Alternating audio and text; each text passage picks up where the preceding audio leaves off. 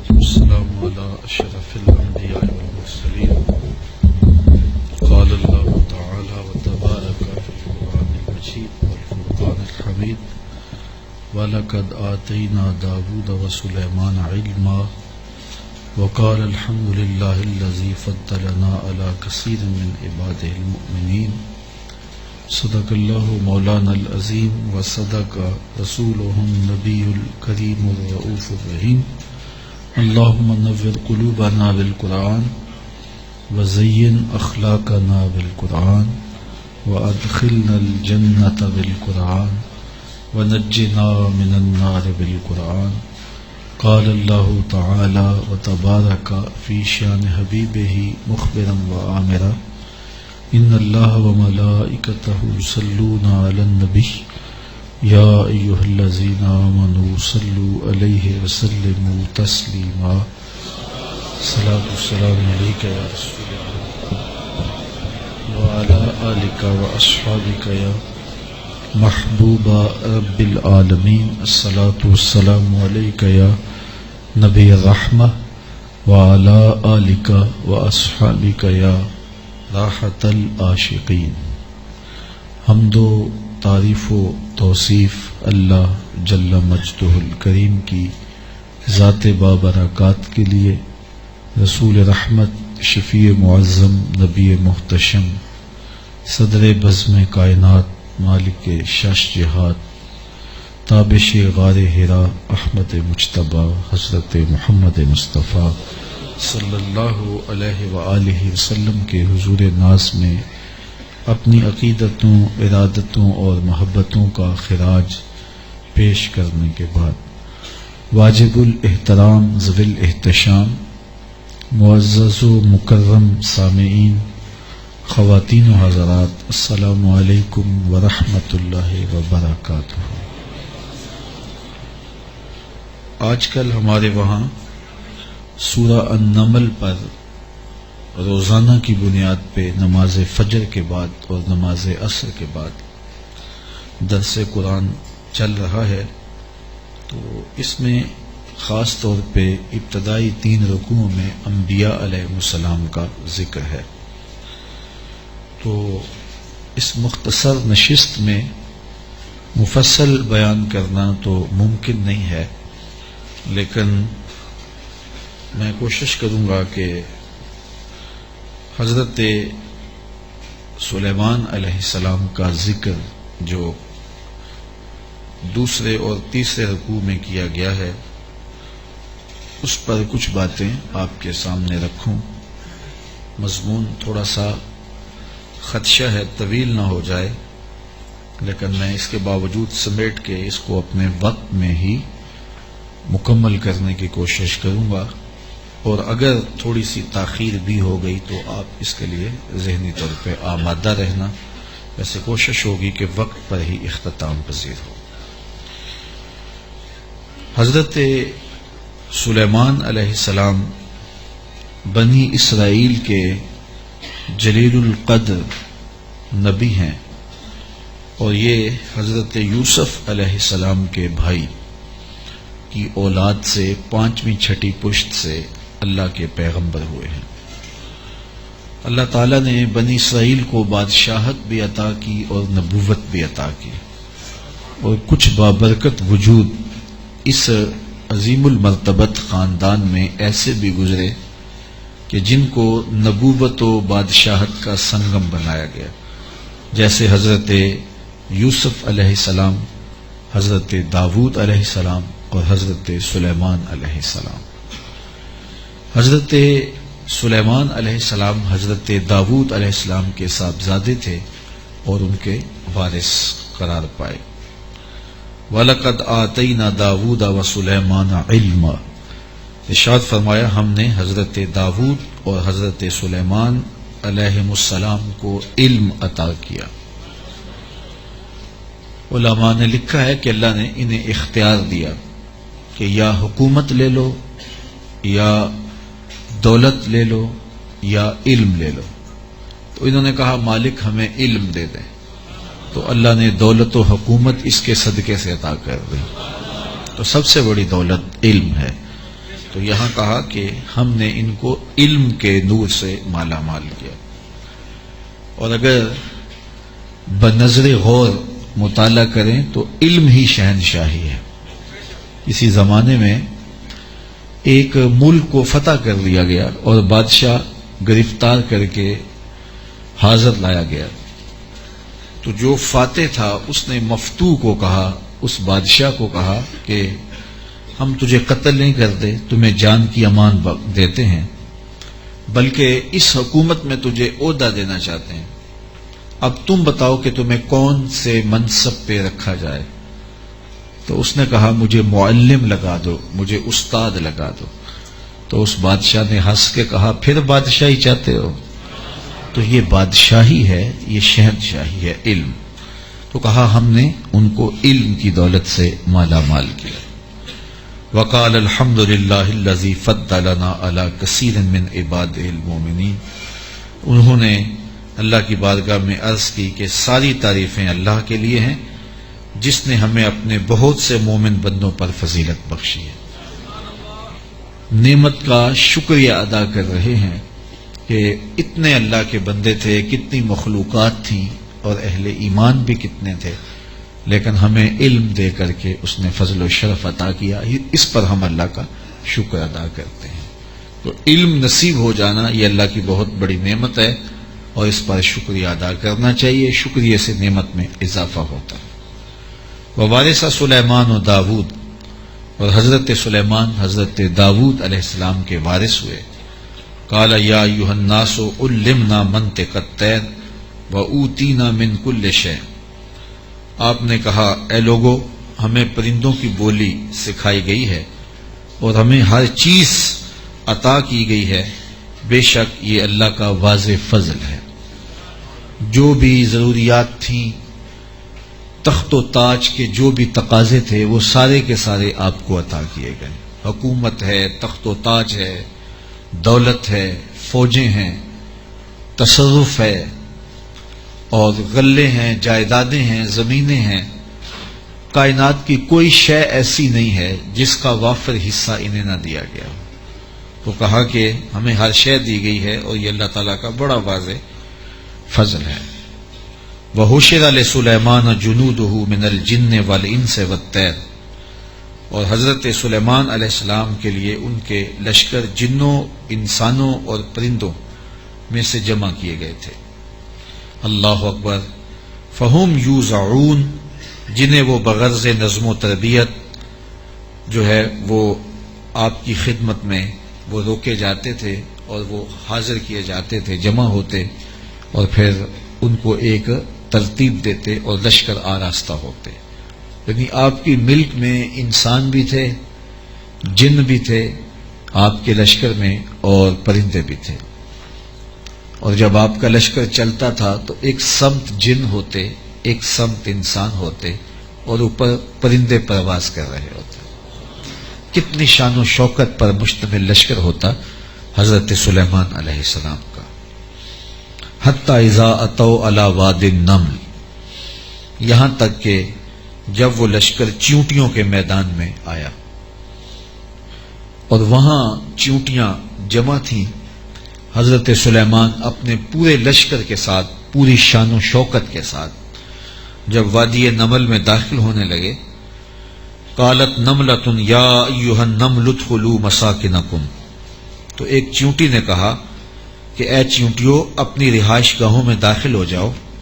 لا یحطمنکم سلیمان وجنودہ وہم لا یشعرون. حضرت سلیمان علیہ السلام اور ان کے لشکر تمہیں کچل نہ دیں اس حال میں کہ انہیں خبر بھی نہ ہو.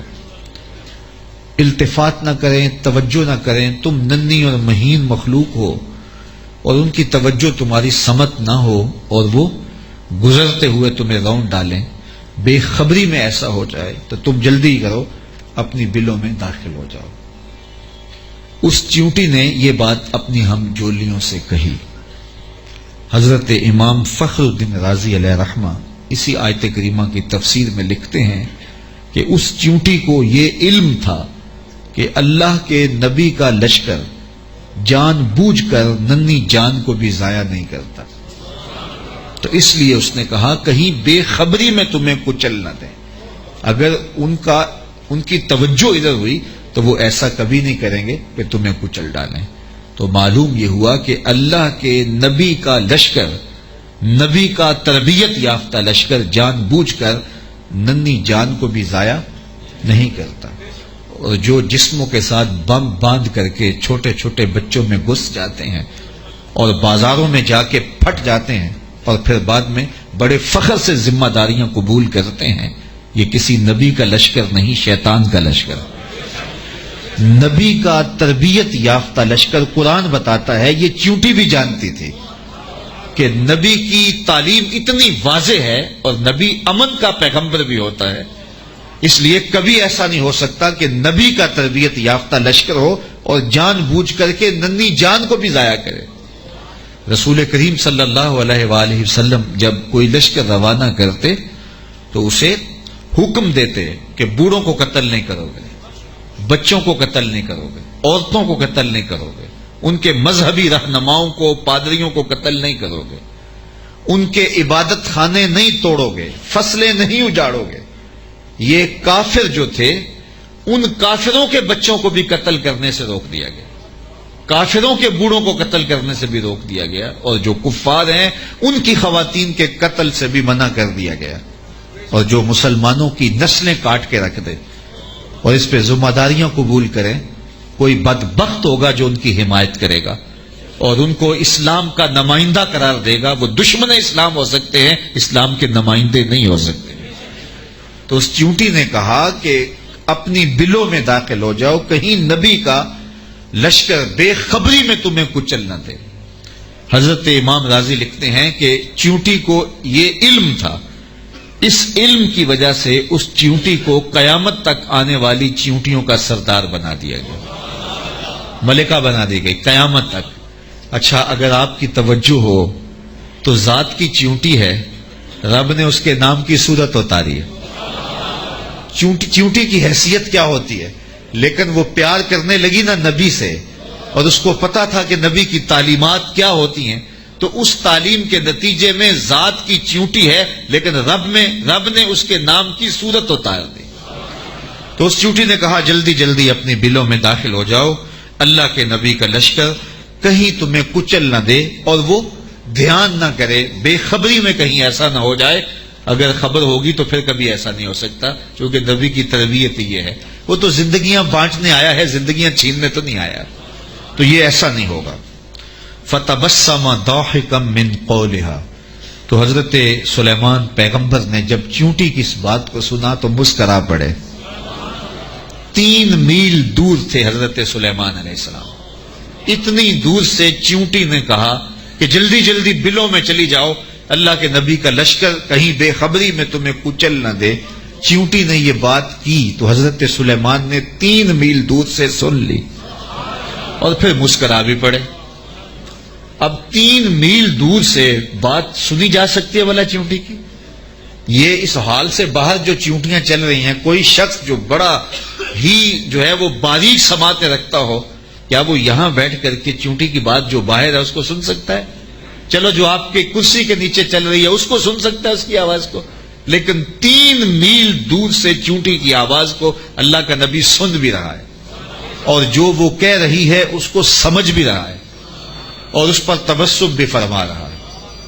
حضرات علماء فرماتے ہیں جو تیوریات کے ماہرین ہیں کہ چیونٹی کے منہ میں زبان نہیں ہوتی، پھر اس نے بات کیسے کر لی؟ ایک مہین سا وجود ہے تو اس کے منہ میں زبان نہیں ہوتی، دانت نہیں ہوتے، تو پھر بات کیسے کرتی ہے؟ اور حضرت سلیمان نے سن کیسے لی؟ تو کہا چیونٹی کے منہ کے قریب 2 باریک سے بال ہوتے ہیں، مہین سے 2 ریشے ہوتے ہیں. جب اس نے بات کرنی ہوتی ہے تو ان بالوں کو قریب کر کے رگڑتی ہے، اس رگڑنے سے جو آواز پیدا ہوتی ہے اس سے وہ اپنی ہم جولی کو کوئی میسج دے رہی ہوتی ہے. اللہ کے نبی کی شان یہ ہے کہ چیونٹی کے باریک اور مہین بالوں کے رگڑنے سے جو آواز پیدا ہوتی ہے 3 میل دور سے اس آواز کو سنتا بھی ہے اور اس سے جو مفہوم نکلتا ہے اس کو سمجھتا بھی ہے. اور یہ اس نبی کی شان ہے جو ہاتھ باندھ کے مسجد اقصی میں تیرے نبی کے پیچھے کھڑا تھا تو جب غلام کی یہ شان ہے تو امام کی شان کا عالم کیا ہوگا؟ یہ شان ہے خدمت گاروں کی، سرکار کا عالم۔ مولوی کا تو دماغ خراب ہو گیا ہے کہ اس کی سماعتوں کو تول رہا ہے جس کے غلاموں کی سماعتوں کو نہیں تولا جا سکتا۔ اللہ اکبر۔ فتبسم ضاحکا من قولھا، یہ میں نہیں کہہ رہا، یہ قرآن کہہ رہا ہے۔ حضرت سلیمان پیغمبر نے اس چونٹی کی بات کو سنا، سن کے سمجھے اور پھر تبسم کیا۔ اللہ اکبر۔ وقال رب اوزعنی ان اشکر نعمتک التی انعمت علی وعلی والدی وان اعمل صالحا ترضاہ وادخلنی برحمتک فی عبادک الصالحین۔ اور اللہ کی بارگاہ میں عرض کی حضرت سلیمان علیہ السلام نے کہ اے میرے پروردگار، مجھے اپنی توفیق سے اس بات پر قائم رکھ کہ میں تیری اس نعمت کا شکر بجا لاتا رہوں جو تو نے میرے اوپر کی اور میرے والدین کے اوپر کی۔ جو نعمتیں بندے کے اوپر ہوتی ہیں اس کا بھی شکریہ ادا کرنا چاہیے، اور جو صالح اولاد ہوتی ہے، جو ماں باپ پر نعمتیں عطا ہوئی ہوتی ہیں، ان کا بھی شکریہ ادا کرنا، کیونکہ ماں باپ کی نعمتیں اولاد تک بھی پہنچتی ہیں۔ مجھے بتاؤ، اگر میں اور آپ کسی کافر کے گھر میں پیدا ہوتے، معاذ اللہ کسی ہندو یا سکھ کے گھر میں پیدا ہوتے، تو آج کیا ہمارے سینے میں ایمان کا چراغاں ہوتا؟ ہم کسی یہودی کے گھر میں پیدا ہوتے تو ہمارے گھر میں ایمان کی روشنی ہوتی؟ ہم کہتے ہیں ہم بڑے سیانے ہیں، بڑے سمجھدار ہیں، ہم مطالعہ کرتے، ہم مختلف ادیان کو پڑھتے اور پھر مسلمان ہو جاتے۔ کیا ایسا ہوتا، یا کہ ہم اسی ظلمت اور اندھیرے میں ہوتے؟ تو پھر ہمارے ماں باپ تھے نا جو مسلمان تھے، اور ہم ان کی آغوش میں آئے تو اللہ نے وہ نور ہمیں بھی دیا، تو ہمیں اپنے اوپر ہونے والے اس کرم کا احسان جو ہے وہ اللہ کے حضور اس کا شکر ادا کرنا چاہیے، اور ساتھ یہ بھی شکر ادا کرنا چاہیے کہ مالک تیرا کرم ہے کہ تو نے ہمارے ماں باپ کو دین دیا تھا، اور وہ نعمت ہمیں ان کی وساطت سے نصیب ہو گئی۔ علامہ اقبال کہا کرتے تھے، نام تو از پدر آموختم، حضور آپ کا نام میں نے اپنے باپ سے سیکھا تھا۔ وہ حضور کے عاشق تھے تو میں بھی حضور کا غلام بنا۔ ہمارے ماں باپ حضور کا نام لیتے تھے تو کیا کیفیتیں ہوتی تھی، آنکھوں میں آنسو آ جاتے تھے۔ تو آج چونکہ وہ حضور کے عاشق تھے، وہ حضور سے محبت کرنے والے تھے، وہ اولیاء کی چوکھٹوں پہ جانے والے تھے، تو آج اللہ نے یہ دولتیں ہمارے سینے میں بھی رکھی۔ تو جب اس نعمت کا شکریہ ادا کریں جو ہمارے وجود پر ہیں، تو ان نعمتوں کا شکریہ بھی ادا کریں جو ہمارے والدین پہ ہوئی ہیں۔ تو حضرت سلیمان نے یہ ہمیں شکر کرنے کا ایک عجیب طریقہ دیا، خوبصورت طریقہ دیا، اور عرض کی مالک میں ان نعمتوں کا شکر ادا کرتا ہوں جو تو نے میرے اوپر کی، اور ان نعمتوں کا بھی شکریہ میں ادا کرتا ہوں جو میرے ماں باپ پر کی۔ اللہ اکبر۔ اور مجھے یہ توفیق دے کہ میں ایسے نیک عمل کرتا رہوں جن سے تو راضی ہو۔ اللہ اکبر۔ اور مجھے اپنی خاص رحمت سے اپنے نیک بندوں میں داخل فرما لے۔ حضرت سلیمان علیہ السلام ایک دن اپنے لشکر کا جائزہ لیتے ہوئے پرندوں کی جانب نکلے۔ کیسی شان و شوکت تھی، جنوں پر بھی حکومت، انسانوں پر بھی حکومت، پرندوں پر بھی حکومت۔ وَتَفَقَّدَ الطَّيْرَ، تو آپ نے پرندوں کا جائزہ لیا۔ فَقَالَ مَا لِيَ لَا أَرَى الْهُدْهُدْ، فرمایا میں ہدہد کو نہیں دیکھ رہا۔ اور پھر فرمایا ام کان من الغائبین، وہ واقعی غائب ہو گیا ہے، لَأُعَذِّبَنَّهُ عَذَابًا شَدِيدًا، میں اس کو سخت عذاب دوں گا، او لَأَذْبَحَنَّهُ، یا اس کو میں ذبح کر دوں گا، او لَيَأْتِيَنِّي بِسُلْطَانٍ مُبِينٍ، یا وہ میری جانب میرے پاس اپنے بے قصور ہونے کی کوئی واضح دلیل لائے۔ تین باتیں کی، یا تو سخت عذاب دوں گا، یا ذبح کر دوں گا، یا پھر اپنی صفائی میں کوئی مضبوط دلیل لائے۔ حضرت سلیمان علیہ السلام بیت اللہ کی حاضری کے بعد واپس آ رہے تھے، اور صنعاء کے مقام پہ جو یمن کا شہر ہے وہاں آپ نے پڑاؤ کیا، اور وہاں آپ نے جانوروں کا جائزہ لیا، اور وہاں ہدہد کو نہ دیکھا۔ مفسرین فرماتے ہیں جب پانی کی ضرورت ہوتی تو ہدہد کو حاضر کیا جاتا، اور یہ ہدہد جو تھا وہ پھر بتاتا کہ کس جگہ پانی ہے۔ یہ جانوروں کے اندر انجینئر ہے، اللہ نے اس کو بڑی طاقت دی۔ حضرت ابو ہریرہ رضی اللہ تعالیٰ عنہ نے جب فرمایا نا کہ یہ بڑی قوتوں سے مالا مال کیا گیا ہے، اس کی نظر بڑی تیز ہوتی ہے، تو کسی نے حضرت ابو ہریرہ سے کہا کہ چھوٹے بچے جب دھاگا لگا کے جال لگا کے جو ہے وہ پھاہی لگاتے ہیں تو یہ ہدہد پھنس جاتا ہے. جس کو زمین کی تہ میں پانی نظر آ جاتا ہے اس کو وہ جال نظر نہیں آتا. تو حضرت ابو ہریرہ بولے تقدیر کا جال نظر نہیں آتا.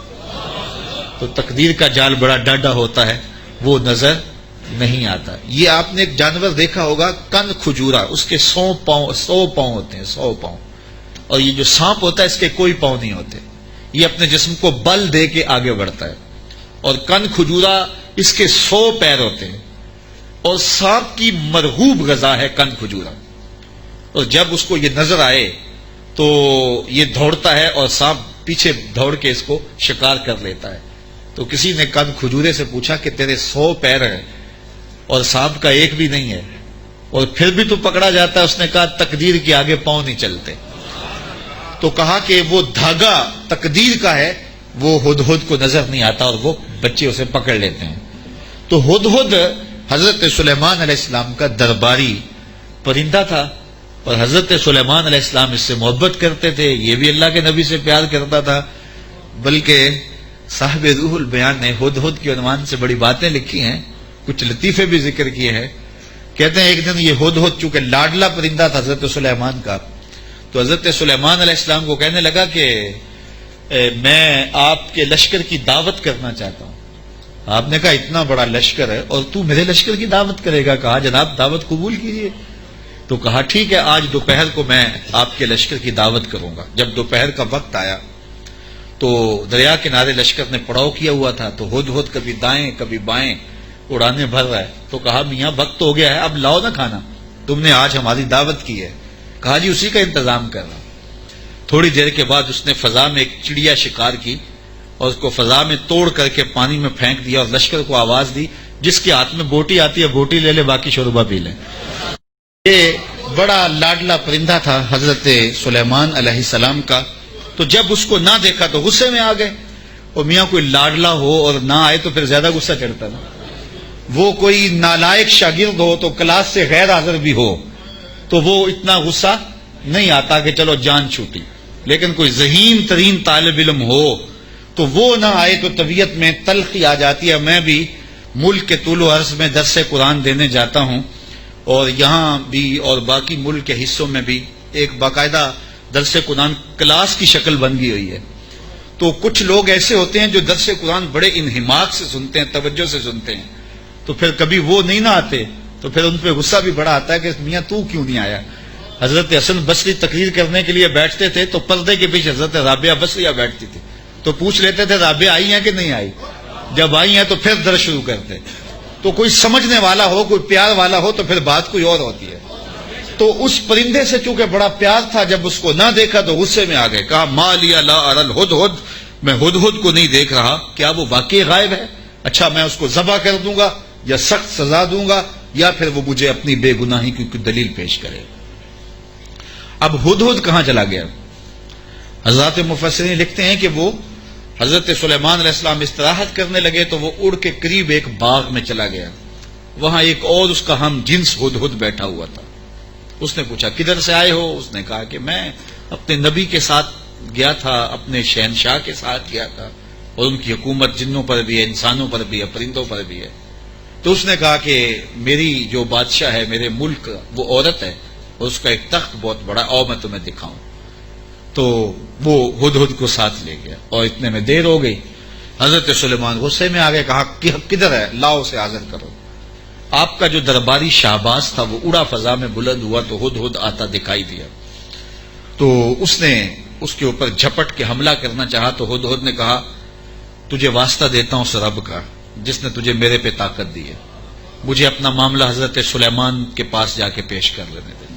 کہا انہوں نے کہا ہے کہ تجھے قتل کر دوں گا، ذبح کر دوں گا یا تجھے سخت سزا دوں گا، اب تو بچ نہیں پائے گا. تو ہدہد نے کہا کہ انہوں نے کوئی استثناء بھی کیا تھا؟ کہا ہاں انہوں نے کہا تھا یا کوئی مضبوط خبر لائے، اپنا معقول عذر پیش کرے. کہا پھر خیر ہے. اب ہدہد حضرت سلیمان کے پاس آیا اور مفسرین کہتے ہیں اس نے اپنے پر جھکا لیے اور دم بھی جھکا لی اور حضرت سلیمان کے سامنے عرض کی کہ اس رب سے ڈریے جس کے حضور آپ رب قیامت کے دن پیش ہوں گے. بس یہ بات کہنے کی دیر تھی کہ حضرت سلیمان کا غصہ ٹھنڈا ہو گیا. فرمایا بتاؤ کدھر گئے تھے؟ تو ہدہد نے کیا جواب دیا، سنو قرآن کیا کہتا ہے. فمکث غیر بعید، تو پس وہ تھوڑی ہی دیر ٹھہرا تھا کہ وہ حاضر ہو گیا، اور حاضر ہو کے اس نے کہا، فقال، اس نے کہا، احطت بما لم تحط به وجئتک من سبأ بنبأ یقین. اس نے کہا کہ حضور میں ایسی بات معلوم کر کے آیا ہوں جس پر شاید آپ مطلع نہ تھے، اور میں آپ کے پاس ملک سبا کی ایک یقینی خبر لایا ہوں. آپ نے اس چیز کا مشاہدہ نہیں کیا جس کا میں مشاہدہ کر کے آیا ہوں، تو میں ایک یقینی خبر آپ کو جو چشم دید ہے وہ بتانا چاہتا ہوں. حضرت سلیمان نے کہا بتاؤ. کہا انی وجدت امرأۃ تملکہم وأوتیت من کل شیء ولہا عرش عظیم. اس نے کہا میں ایک ایسی خاتون کو دیکھا ہے جو بادشاہت کے تخت پہ براجمان ہے. میں نے ایک ایسی عورت دیکھی ہے وہاں جو ان پر حکومت کرتی ہے اور اقتدار کی مسند پہ بیٹھی ہے، اور اسے ملکیت و اقتدار میں ہر چیز بخشی گئی ہے، اور اس کے پاس بہت بڑا تخت ہے. یہ شہرہ آفاق تخت تھا جو ملکہ بلقیس کے پاس تھا، اور یہ 40 ہاتھ چوڑا تھا، 80 ہاتھ لمبا تھا. شرعی ہاتھ جب کہا جاتا ہے تو وہ کونی تک ہوتا ہے، تو گویا دوسرے لفظوں میں 1.5 فٹ کا ایک ہاتھ لگائیں تو یہ 60 ہاتھ چوڑا تھا، اور 120 ہاتھ جو ہے وہ لمبا تھا. سونے چاندی اور قیمتی دھاتوں کا بنا تھا، اور 7 منزلیں تھیں اس کی، اور قیمتی موتی اس کے اوپر لگے تھے. اور جب وہ اپنا دربار لگاتی تو اس تخت کے اوپر بیٹھتی، اور اس کے 12,000 سردار تھے قوم کے جن کے تحت فوجیں تھیں، اور ایک مضبوط نظم و نسق تھا. ہر شے، فوجیں، آلات حرب و ضرب، بہت کچھ دیا گیا تھا. تو اس بات کی کہانی سنائی، اور آگے فرمایا وجدتها وقومها يسجدون للشمس من دون اللہ. میں نے دیکھا ہے وہ اور اس کی قوم اللہ کے علاوہ سورج کو پوجتی ہے، اللہ کو چھوڑ کر سورج کی پرستش کرتی ہے. وزین لهم الشیطان اعمالهم، اور شیطان نے ان کے لیے ان کے اعمال مزین کر دیے ہیں. فصدهم عن السبیل، اور شیطان نے ان کو راہ حق سے، راہ توحید سے روک دیا ہے. فہم لا یہتدون، اور وہ ہدایت نہیں پا رہے. اللہ یسجدوا للہ الذی یخرج الخبأ فی السماوات والارض ویعلم ما تخفون وما تعلنون. اللہ اکبر. اس لیے روکے گئے ہیں کہ وہ اللہ کے حضور سجدہ ریز نہ ہوں جو آسمانوں اور زمینوں میں پوشیدہ حقائق اور موجودات کو باہر نکالتا ہے، یعنی ظاہر کرتا ہے. اور وَيَعْلَمُ مَا تُخْفُونَ، اور جو تم ظاہر کرتے ہو، جو تم چھپاتے ہو، وَمَا تُعْلِنُونَ، اور جو تم ظاہر کرتے ہو اور جو تم چھپاتے ہو، وہ سب کو جانتا ہے، اس کی نظر میں کوئی پوشیدہ نہیں ہے. اللہ لا الہ الا هو رب العرش العظیم. اللہ کے سوا کوئی عبادت کے لائق نہیں، وہی عظیم تخت اقتدار کا مالک ہے. ملکہ بلقیس کا تخت کیا ہے؟ تخت تو میرے رب کا ہے، عرش تو اس کا ہے. تو اس نے یہ بات کہی. حضرت سلیمان نے ہدہد سے کہا کالا سننظر اصدقت ام کنت من الکاذبین. کہا کہ ہم ابھی دیکھتے ہیں کہ تو سچ کہہ رہا ہے یا جھوٹ بول رہا ہے. کالا سننظر اصدقت ام کنت من الکاذبین، تو سچا ہے یا جھوٹا ہے.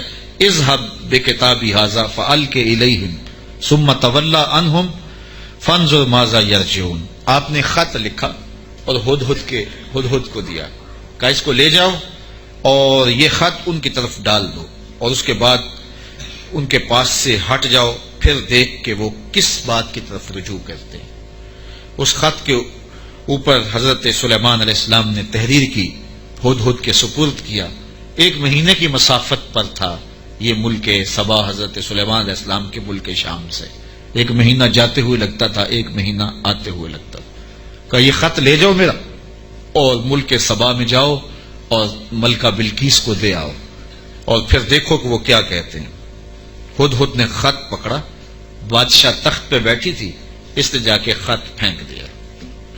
جب ملکہ نے خط پکڑا اور اس کو کھولا اور پڑھا، نبی کی جلالت تھی، کیونکہ صرف بادشاہ نہیں تھے، نبی بھی تھے، تو کہتے اس کا وجود کانپنے لگا.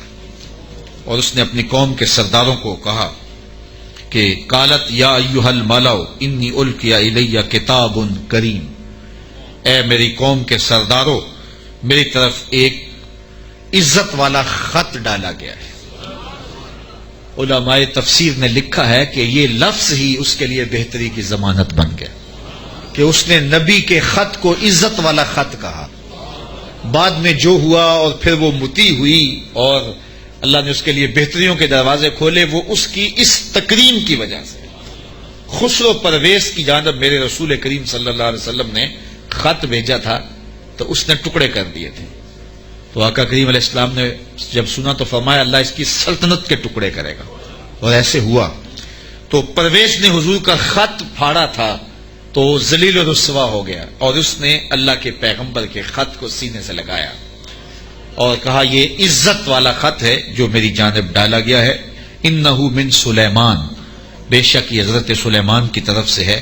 وَإِنَّهُ بسم اللہ الرحمن الرحیم، اور بے شک اس میں یہ لکھا ہے کہ اللہ کے نام سے شروع جو رحمان اور رحیم ہے۔ تو یہ خط سلیمان علیہ السلام کی جانب سے لکھا گیا تھا، اور وہاں اس زمانے میں خط لکھنے والا اپنا نام پہلے لکھتا تھا، پھر مضمون خط کا لکھتا تھا۔ تو آپ نے پہلے کہا انہ من سلیمان وانہ بسم اللہ الرحمن الرحیم اللہ تعالی علیہ واتونی مسلمین، دو لفظ لکھے۔ آپ نے کہا خط کا مضمون یہ تھا تم مجھ پر سربلندی نہ چاہو، مجھ سے بڑا بننے کی کوشش نہ کرنا، سربلندی نہ چاہو، اور فرما بردار ہو کے میرے پاس حاضر ہو جاؤ۔ بس دو لفظ تھے، حضرت سلیمان کی مہر تھی، اور یہ خط ہدہد نے جا کے ملکہ بلقیس کو دیا۔ اس کا وجود کانپنے لگا، پھر وہ سنبھلی اور اپنے سرداروں سے کہنے لگی قالت یا ایھا الملأ افتونی فی امری ما کنت قاطعۃ امرا حتی تشہدون، اے میرے درباریوں، تم مجھے بتاؤ اس معاملے میں کیا تمہارا مشورہ ہے، چونکہ میں کسی بھی معاملے میں قطعی فیصلہ کرنے سے قبل تمہیں حاضر کرتی ہوں اور تم سے مشورہ لیتی ہوں۔ مشورے کے بغیر میں نے آج تک کبھی قدم نہیں اٹھایا، اور یہ میرا معمول ہے۔ اب یہ خط آیا ہے، اس کا یہ مضمون ہے جو میں تمہیں سنایا ہے، اب تم بتاؤ کہ اب کیا کیا جائے۔ اب 12,000 سردار تھے اور ان کے ماتحت فوجیں تھیں۔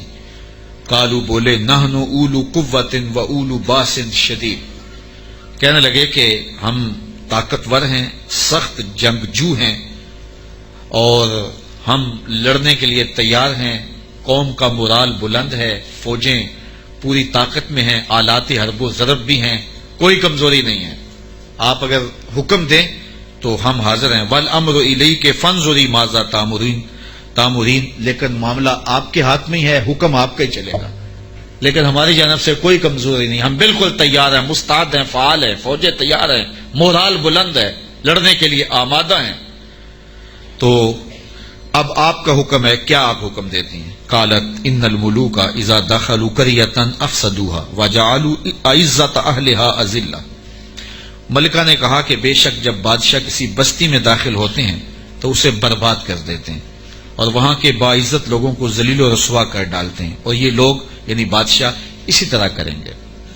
تو اگر تم مجھے موقع دو، اور میرا مشورہ یہ ہے کہ میں وَإِنِّي مُرْسِلَةٌ إِلَيْهِمْ بِهَدِيَّةٍ، میں پہلے ان کی طرف کوئی ہدیہ بھیجتی ہوں، ہم لڑائی کا طبل نہ بجائیں، ہم پہلے ان کی طرف ہدیہ بھیجیں، پہلے دیکھیں فَنَاظِرَةٌ بِمَا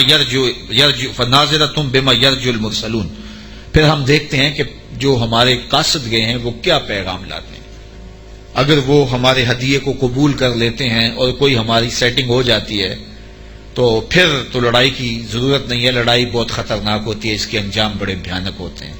وہ تھی بڑی سمجھدار، فوجوں نے کہا ٹھیک ہے، جرنیلوں نے کہا لڑیں گے، اور سرداروں نے کہا قوم کا مورال بلند ہے، اور جو ہے وہ افسروں نے کہا کہ ہماری فوج بڑی ٹریننگ یافتہ ہے، ہمارے پاس آلات حرب و ضرب موجود ہیں، لڑیں گے۔ لیکن اس نے کہا صبر کرو، پہلے میں کوئی تحفہ دے کے قاصد بھیجتی ہوں، وہ قاصدوں کو کیا جواب دیتے ہیں، لڑائی تو آخری حل ہے، پھر ہم دیکھیں گے۔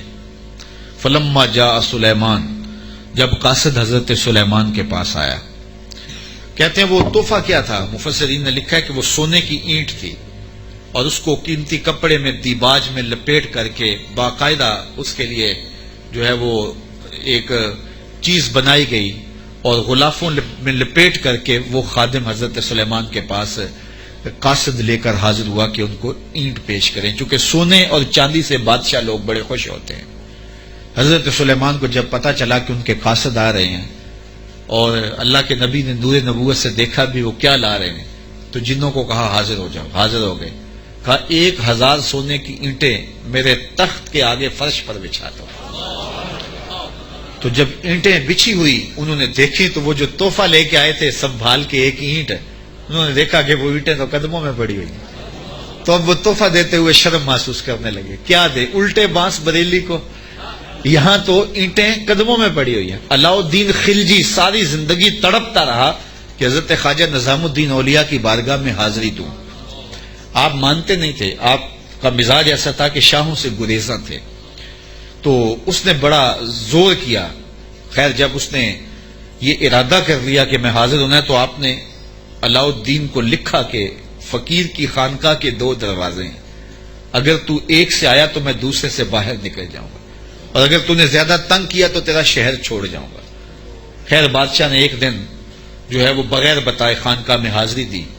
شیخ کو پتا چلا تو انہوں نے دروازے پر پہرے دار کھڑے کر دیے کہ بادشاہ کو اندر نہیں آنے دینا۔ بادشاہ نے ان کے تیور پڑے فقیروں کے، تو یہ جو پیروں کے مرید ہوتے تو دیوانے ہیں، کہا کہ یہ تو مر جائیں گے لیکن شیخ کے دروازے سے اندر نہیں جانے دیں گے۔ تو بادشاہ کو شرارت سوجی تو اس نے کاغذ کے ٹکڑے پہ لکھا کہ یہ کیا ہوا کہ بادشاہوں کے دروازوں پہ بھی بواب چوکیدار اور فقیروں کے دروازے پہ بھی بواب۔ تو اندر سے شیخ نے اسی کاغذ کے ٹکڑے پہ بیک پہ اس کی پشت پہ لکھ کے بھیجا، فرق یہ ہے کہ بادشاہوں کے درباروں پر جو بواب ہوتے ہیں وہ فقیروں کو روکنے کے لیے ہوتے ہیں، اور جو فقیروں کی چوکھٹ پہ بواب ہوتے ہیں وہ امیروں کو روکنے کے لیے ہوتے ہیں۔ بادشاہ کہنے لگا کہ مجھے حضرت کی خانقاہ تو دیکھنے کی اجازت ہوگی۔ خدام نے کہا کوئی حرج نہیں ہے۔ تو وہ خانقاہ لنگر خانہ دیکھنے لگا، بہت بڑی خانقاہ تھی۔ تو جب وہ استبل میں گیا تو کیا دیکھا کہ جو گھوڑے ہیں ان کی جو میخیں ہیں، قلعے ہیں، وہ چاندی کے ہیں، اور جو ان کے پاؤں میں زنجیریں پڑی ہوئی ہیں جن سے وہ بندھے ہوئے ہیں وہ زنجیریں سونے کی ہیں۔ تو بادشاہ بڑا حیرت زدہ ہوا، تو اس نے پھر کاغذ کے ٹکڑے پہ لکھا کہ یہ کیا ہوا کہ بادشاہوں کے پاس بھی سونا اور چاندی اور فقیروں کے پاس بھی سونا اور چاندی، فرق کیا ہوا؟ تو شیخ نے جواب میں لکھ کے بھیجا، فرق یہ ہے بادشاہ خزانوں میں سنبھال کے رکھتے ہیں، فقیر گھوڑوں کے قدموں میں ڈال کے رکھتے ہیں۔ تو حضرت سلیمان علیہ السلام نے 1000 اینٹ بچھوا دی۔ آپ جانتے ہیں جب بہار چین آیا نا حضرت عمر کے زمانے میں، جب ایران فتح ہوا تو سب سے دنیا کے اس وقت نامور اشیاء میں سے بہار چین ایک بہت بڑا قالین تھا، جس کو بہار چین پہ بٹھا دیا جاتا وہ ناز کرتا ہے کہ میں بہار چین پہ بیٹھیں۔ آج وہ کسی کو وہ سرخ قالین پہ جو ہے وہ لے کے جاتے ہیں تو کہتے ہیں میرے لیے سرخ قالین بچھائے گئے، امریکہ میں یا جو ہے وہ میرے لیے جو ہے وہ برطانیہ میں یہ اعزاز دیا گیا ہے کہ مجھے سرخ قالینوں پہ میرا استقبال کیا گیا، سرخ قالین بچھائے گئے۔ بہار چین یہ ایک ایسا قالین تھا کہ جس پہ بیٹھ جانا اور جس پہ چلے جانا یہ بڑے دنیا کے لوگ جو ہے وہ فخر سمجھتے تھے۔ جب حضرت فاروق اعظم کا زمانہ آیا تو یہ علاقہ فتح ہوا تو یہ اونٹوں پہ لاد کر کے یہ بہار چین مدینے بھیجا گیا۔ تو حضرت عمر کے پاس جب بہار چین آیا تو کہا کہ اب اس کو کہاں رکھے؟ تو کسی نے کہا جی مسجد نبوی میں بچھائیں۔ کہا یہ مسجد نبوی میں بچھائیں؟ وہاں کی جو چٹائیاں ہیں اس قالین سے افضل ہیں، وہاں اس کو یہاں نہیں بچھائیں گے۔ تو کہاں رکھے؟ حضرت عمر نے حکم دیا کہ مسجد نبوی کے باہر جہاں لوگ جوتے اتارتے ہیں وہاں رکھا جائے، اور وہ بہار چین جس پہ لوگ بیٹھنا اعزاز سمجھتے لوگ وہاں جوتے پوچھ کے گزرتے تھے۔ تو فقیروں کی نظر میں کیا چیز ہوتی ہے ان چیزوں کی؟ تو 1000 اینٹ جب بچھی ہوئی دیکھی تو وہ کیا تحفہ دیتے؟ حضرت سلیمان علیہ السلام نے کہا کالا اتو مدوننی بمال، تم مجھے مال سے میری مدد کرتے ہو؟ تم کیا سمجھتے ہو تم میرے پاس جو ہے وہ مال و دولت سے میری مدد کرنا چاہتے ہو؟ فما آتانی اللہ خیر مما آتاکم، اللہ نے جو مجھے دیا ہے وہ اس سے بہتر دیا ہے جو تم کو دیا ہے، تمہارے سے بہتر مجھے نوازا ہے۔ بل انتم بہدیتکم تفرحون، بلکہ اپنے ہدیے پہ تم خوش ہو کہ یہ مال ہے، ہم مال کے ہدیے کو قبول نہیں کرتے۔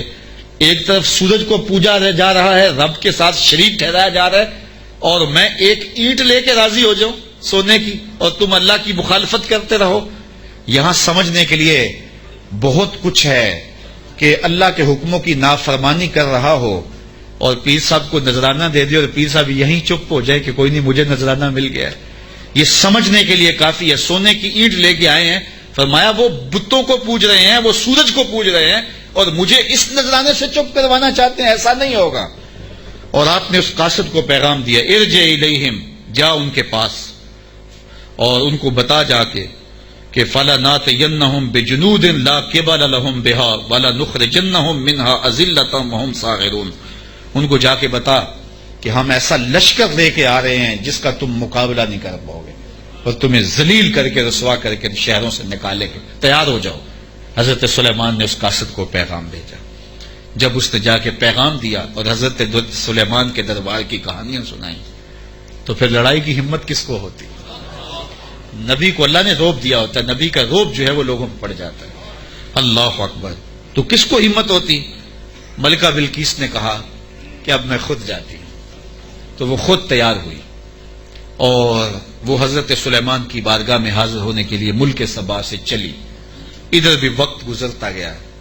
جب 3 فرسخ دور وہ دربار سے رہ گئی, 1 فرسخ اور 3 فرسخ 5 کلومیٹر لگا لے, آپ یہ کہہ لیں کہ وہ بائی پاس پہ یا وہ یہ چناب پل پہ اتنے فاصلے پہ جب اس کا آنا ہوا تو حضرت سلیمان بیٹھے تھے اور آپ نے اپنے درباریوں سے کہا, قال یا ایھا الملأ ایکم یاتینی بعرشھا قبل ان یاتونی مسلمین.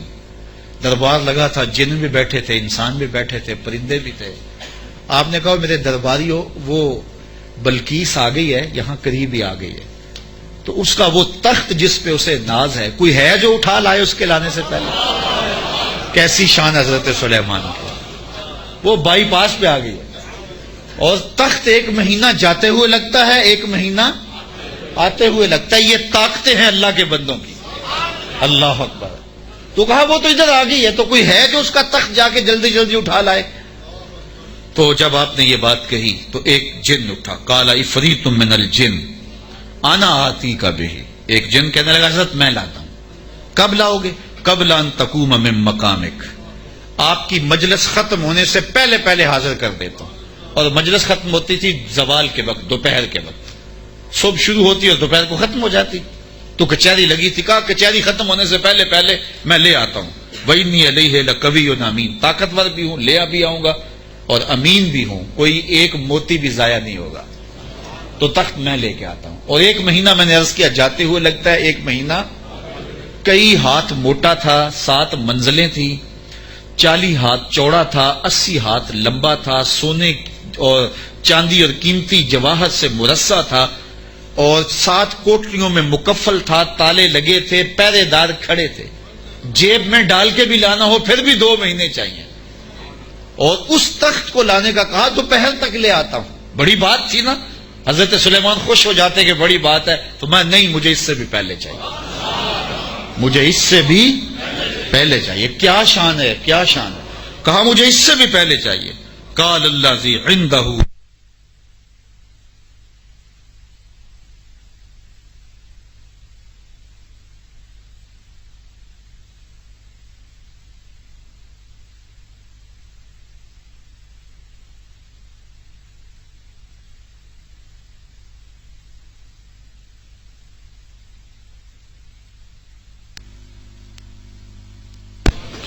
حضرت سلیمان علیہ السلام نے کہا مجھے اس سے بھی پہلے چاہیے, مجھے اس سے بھی پہلے چاہیے. پھر وہ اٹھا جس کے سینے میں زبور کا علم تھا. قال الذی عندہ علم من الکتاب. پھر وہ شخص کھڑا ہوا جس کے سینے میں علم زبور تھا. وہ آپ کا خالہ زاد بھی تھا, آپ کا صحابی بھی تھا. عاصب بن برخیہ نام علماء تفسیر نے بتایا ہے اور اسے اسم اعظم آتا تھا. وہ کھڑا ہو گیا, اس نے کہا انا آتی کا بہی, حضرت میں لے آتا ہوں. کہا کب لاؤ گے؟ وہ تو دوپہر تک کا وقت دے رہا ہے, تم کب لاؤ گے؟ تو سنو اس نے کیا کہا. بولا قبل ان یرتد الیک طرفک, حضور آپ آنکھ بعد میں جھپکیں گے, تخت پہلے پڑا ہو. آپ آنکھ بعد میں جھپکیں گے، تخت پہلے پڑا ہوگا۔ اللہ اکبر۔ فلما رآہ مستقرا عنده قال ھذا من فضل ربی۔ حضرت سلیمان نے بھی آنکھ جھپکی نہیں تھی، تخت سامنے پڑا ہوا۔ حضرت سلیمان بے ساختہ پکار اٹھے، یہ میرے رب کا فضل ہے جس نے میرے امتی کو یہ طاقت دی۔ یار بنی اسرائیل کے نبی کے امتی کی یہ شان، تو بنی اسرائیل کے یہ نبی مقتدی بن کے جس کے امام کے پیچھے کھڑے تھے مسجد اقصی میں، اس امام کی شان کا عالم کیا ہو؟ یہ شان ہے خدمت گاروں کی، سرکار کا عالم کہا میں لاتا ہوں، اور اس کے آنے سے پہلے کہ حضرت آنکھ جھپکنے سے پہلے حاضر کر دو، اور حضرت سلیمان نے ابھی آنکھ جھپکی نہیں، تخت سامنے پڑا ہوا تھا۔ اللہ اکبر۔ لیبلونی ااشکر ام اکفر، کہا کہ میرے رب نے مجھے آزمایا ہے، میرا رب مجھے پرکھتا ہے کہ میں اس کا شکر کرتا ہوں یا کفران کرتا ہوں یا انکار کرتا ہوں۔ اللہ اکبر۔ فرمایا فمن شکر فانما یشکر لنفسہ، جو شکر کرتا ہے وہ اپنے لیے ہی شکر کرتا ہے، اللہ کا کیا فائدہ کرے گا؟ اپنا ہی فائدہ ہوگا۔ تو میں اس کا شکر کرتا ہوں جس نے میرے ایک امتی کو یہ طاقت عطا کی، یہ شان عطا کی۔ یار جب بنی اسرائیل کے ایک ولی کی یہ شان ہے تو اس امت کے اولیاء کی شان کا عالم کیا ہوگا؟ صرف ایک واقعہ، شہر بخارا میں، شہر کابل میں حضرت امام شاہ نقش بند بخاری علیہ رحمہ تشریف لائے تو لوگوں کا ہجوم ہو گیا۔ بادشاہ وقت کی لونڈی وہاں سے گزرتے ہوئے رکی تو لوگوں کا ہجوم دیکھا، کہا ماجرا کیا ہے؟ کہا بخارے والے پیر آئے ہوئے ہیں۔ تو کہا یہ پیر کیا ہوتے ہیں؟ لوگوں نے بتایا یہ اصلاح قلب کرنے والے لوگ ہوتے ہیں، یہ دلوں کے حکیم ہوتے ہیں، ڈاکٹر ہوتے ہیں، اور یہ باطن کی صفائیاں کرنے والے لوگ ہوتے ہیں، اور اللہ نے ان کو تکوینی اور تشریعی طاقتیں بھی عطا کی ہوئی ہوتی ہیں، اور کبھی ایسا ہوتا ہے کہ یہ اوکھے ویلے کام بھی آتے ہیں۔ اس نے سوچا کہ شیخ سے نسبت قائم کر لینے میں کوئی حرج نہیں ہے، تو اس نے حضرت شاہ نقش بند بخاری کی بیعت کر لی۔ چلو پیر تو کوئی ہونا چاہیے، تو انہوں نے ان سے بیعت کر لی۔ شیخ نے جو وظائف بتائے اور تلقین کی، ذکر کی اور اچھائی کی طرف سبق دیے، تو صالحہ تو وہ پہلے ہی تھی لیکن مزید رنگ چڑھ گیا۔ تو بادشاہ جب اس کی خدمت کو دیکھا تو بڑا خوش ہوا۔ جو باقی لونڈیاں تھیں وہ حسد کرنے لگیں۔ ایک دن انہوں نے بادشاہ کے دربار سے، بادشاہ کے گھر سے چوری کر کے زیور ایسی جگہ پہ چھپا دیے اور اس پہ الزام لگا دیا اور پھر برآمد بھی اس سے کروا دیے۔ بادشاہ کو بڑا غصہ آیا کہ میں نے اس پہ اتنا اعتماد کیا تھا اور یہ بڑی لمبی نمازیں پڑھتی تھی۔ بادشاہ نے حکم دیا کہ اس کو چوبارے پہ لے جاؤ اور وہاں سے دھکا دے دو۔ بادشاہ کے محل کی چھت پہ لے جایا گیا۔ اس نے لاکھ کہا کہ میرا جرم نہیں ہے، لیکن بادشاہ ہوتے ہیں، تو چھت پہ لے جایا گیا۔ جب دھکا دینے لگے تو اس کو اب یاد آیا کہ میں نے سنا تھا اوکھے ویلے پیر کام آتے ہیں، تو اس نے بخارے کی طرف منہ کر کے کہا شیعہ للہ چو گدائے مستمند المدد خواہم ز شاہ نقش بند۔ سنا ہے اوکھے ویلے پیر کام آتے ہیں، اس سے اوکھا ویلا میرے پہ تو نہیں آ سکتا۔ یہ اس نے کہا تو پیچھے جلاد نے دھکا دے دیا۔ جب نیچے آئی تو حضرت شاہ نقش بند بخاری کا دامن پھیلا ہوا تھا۔ آپ نے آرام سے پکڑ کے نیچے رکھ دیا تو اس نے حیرت سے پوچھا حضرت آپ کب آئے ہیں؟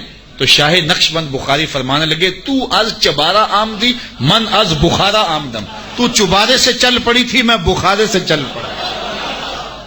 تو کہا حضرت آنکھ جھپکنے سے قبل وہ تخت حاضر کر دوں گا۔ جب تخت حاضر ہو گیا کہا یہ میرے رب کا فضل ہے جس نے مجھے اتنی طاقت عطا فرمائی۔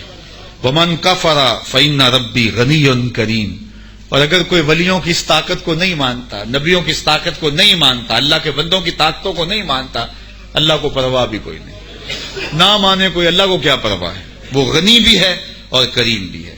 کالا نکروا لہا عرشہا ننظر اتہتدی ام تکون من الذین لا یہتدون۔ آپ نے فرمایا جلدی جلدی کرو، تخت کا حلیہ بھی بدل دو، اس کی شکل جلدی جلدی تبدیل کر دو، تاکہ جب وہ آئے تو ہم دیکھیں کہ وہ اس کو پہچانتی ہے یا نہیں پہچانتی۔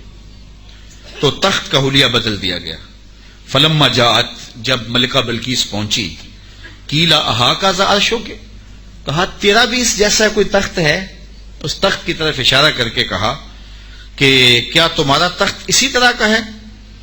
تو قالت کانہ ہوا، بولی یہ وہی تو ہے، یہ وہی تو ہے، بولی یہ وہی ہے۔ وَأُوتِينَا الْعِلْمَ مِنْ قَبْلِهَا وَكُنَّا مُسْلِمِينَ، اس نے کہا کہ ہمیں اس کی پہلے ہی خبر ہو گئی۔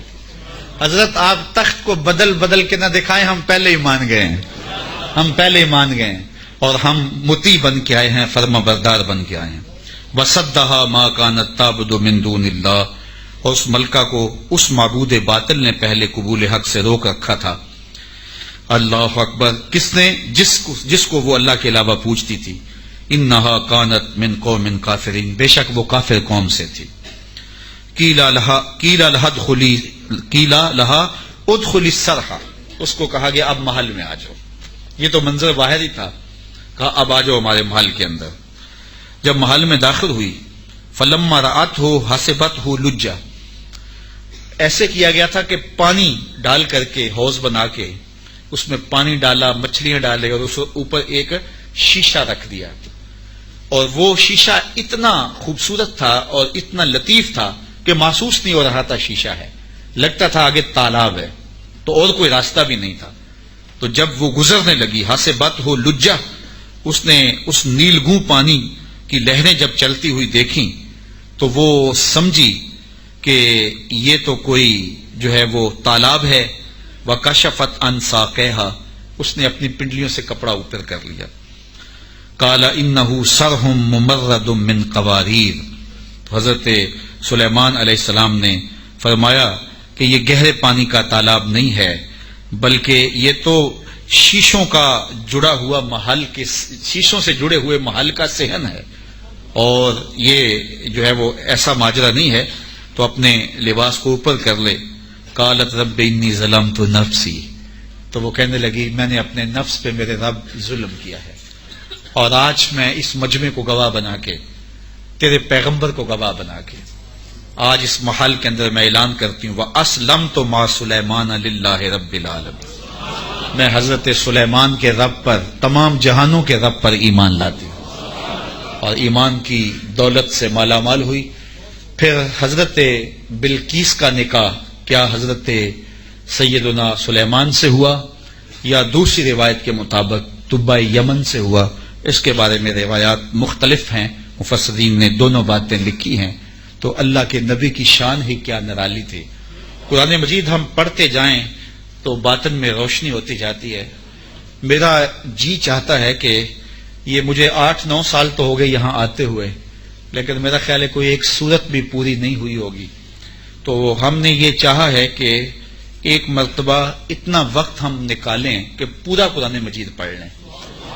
تو 26، 27، 28، 29 فروری اسی مہینے کی جمعۃ المبارک کو نماز عصر سے لے کر کے پیر کو نماز عشاء کے بعد تک انشاءاللہ ہماری کوشش ہوگی ان 4 دنوں کے اندر پورا قرآن مجید ایک دفعہ اس کا دورہ ہو جائے، اور اس کے لیے ہم نے وقت یہ رکھا ہے کہ عصر سے شروع کریں گے اور نماز فجر تک مختلف وقفوں کے ساتھ قرآن مجید کی تلاوت کریں گے، ایک پارہ تلاوت کریں گے، ساتھ ساتھ اس کا ترجمہ بھی ہوگا۔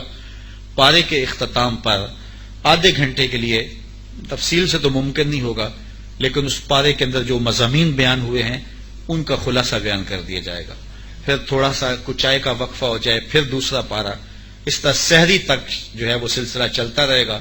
اتوار کا جو دن ہوگا اس میں 2 پارے ہم انشاءاللہ دن کے وقت بھی کر لیں گے، تو انشاءاللہ پیر کو کسی وقت رات کو یہ جو ہے وہ پورا قرآن مجید کا دورہ اختتام پذیر ہوگا۔ تو زندگی میں ہمیں ایک مرتبہ تو یہ موقع حاصل نصیب ہوا ہے، تو اس سے فائدہ حاصل کر لینا چاہیے۔ تو اگر آپ کے پاس فرصت ہو تو گجرانوالہ مرکز گجرات سے کوئی دور نہیں ہے، آدھے گھنٹے کا راستہ ہے۔ اگر آپ 4 دن کے لیے ہمارے مہمان بننا چاہیں تو ہماری آنکھیں فرش راہ ہوں گی، ہم آپ کی نوکری کریں گے، اور اگر آپ روزانہ کی بنیاد پہ جانا چاہیں تو آپ جو ہے وہ عصر سے آدھا گھنٹہ چلیں تو عصر کی نماز ادھر پڑھ لیں گے، اور فجر کے وقت آپ ناشتہ کر کے آ جائیں تو سیدھا کام پہ بھی آ سکتے ہیں، اور رات کو 1 آدھ گھنٹہ سونے کا بھی مل جائے گا، اور باقی دن کو بھی آپ وقت نکال سکتے ہیں. تو یہ 4 دن کا ہے، جمعہ، ہفتہ، اتوار اور پیر، 3 دن اور 4 راتیں. تو اس میں دن تو ایک ہی ہے، 2 دن کو ہفتہ اور پیر کو چھٹی ہے. تو اتوار کو دن کی بھی نشست ہوگی. اگر آپ چاہیں تو ضرور مرکز میں تشریف لائیں. علامہ مولانا خالد صاحب سے رابطہ کیا جا سکتا ہے، حاجی سعید صاحب سے رابطہ کیا جاتا ہے، صوفی صاحب سے رابطہ کیا جا سکتا ہے. تو آپ اس حوالے سے ضرور مرکز میں تشریف لائیں اگر وقت ہو. اور اگر پورا دورہ آپ نہیں کر پاتے ہیں تو کسی ایک دن ضرور قرآن کا میلہ دیکھنے کے لیے ضرور تشریف لائیں انشاءاللہ. اللہ مجھے آپ کو اپنی رحمتوں کے حصار میں رکھے.